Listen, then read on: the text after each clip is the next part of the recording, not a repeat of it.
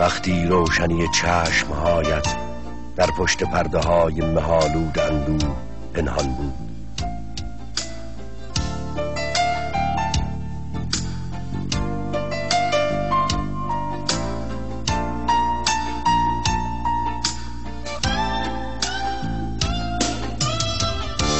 با من بگو از لحظه لحظه های مبهم کودکیت، از تنهایی معصومانه دستهایت.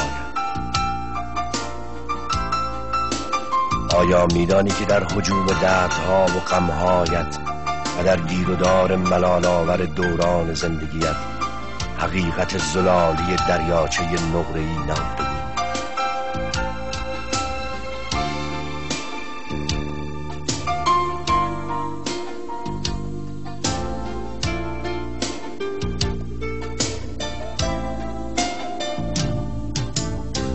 آنه اکنون آمدم تا دستهایت را به پنجه طلای خورشید دوستی بسپاری، در آبی بیکران مهربانی ها به پرواز درآی و اینک آن شکفتن و سبز شدن در انتظار توست، در انتظار تو.